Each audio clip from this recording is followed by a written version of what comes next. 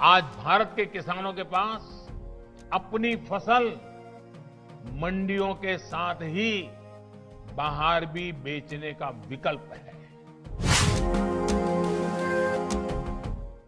ये निश्चित है कि 21वीं सदी के भारत की ग्रोथ को गांव और छोटे शहर ही सपोर्ट करने वाले हैं। इसलिए आप जैसे एंटरप्रेन्योर्स को गांव और छोटे शहरों में इन्वेस्टमेंट का मौका बिल्कुल नहीं गंवाना चाहिए। आपके द्वारा किया गया इन्वेस्टमेंट हमारे गांवों में रहने वाले भाई बहनों के लिए, हमारे एग्रीकल्चर सेक्टर के लिए संभावनाओं के नए द्वार खोलेगा।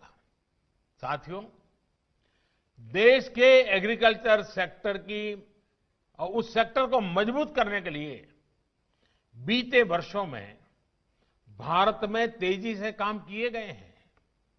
आज भारत का एग्रीकल्चर सेक्टर पहले से कहीं अधिक वाइब्रेंट हुआ है। आज भारत के किसानों के पास अपनी फसल मंडियों के साथ ही बाहर भी बेचने का विकल्प है। आज भारत में मंडियों का आधुनिकीकरण तो हो ही रहा है।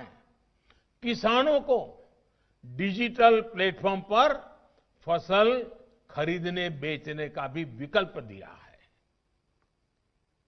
इन सारे प्रयासों का लक्ष्य यही है कि किसानों की आय बढ़े, देश का किसान समृद्ध हो।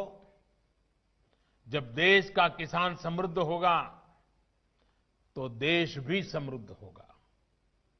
आपको मैं एक और उदाहरण देता हूं कि कृषि क्षेत्र को पहले कैसे हैंडल किया जा रहा था। साथियों, हमारे देश में पहले इथेनॉल तक को प्राथमिकता देकर इंपोर्ट किया जाता था, जबकि खेतों में गन्ना किसान परेशान रहता था कि उसका गन्ना बिक नहीं रहा या उसके गन्ना किसानों का हजारों करोड़ रुपए का बकाया भी समय पर मिलता नहीं था। हमने इस स्थिति को बदला। हमने देश में ही इथेनॉल के उत्पादन को बढ़ावा दिया।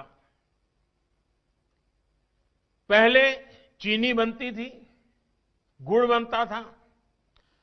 कभी चीनी के दाम गिर जाते थे तो किसान को पैसे नहीं मिलते थे, कभी चीनी के दाम बढ़ जाते थे तो कंज्यूमर को तकलीफ होती थी।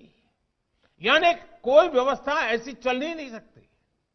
और दूसरी तरफ हम हमारे कार स्कूटर चलाने के लिए विदेशों से पेट्रोल लाते थे। अब ये काम इथेनॉल भी कर सकता था।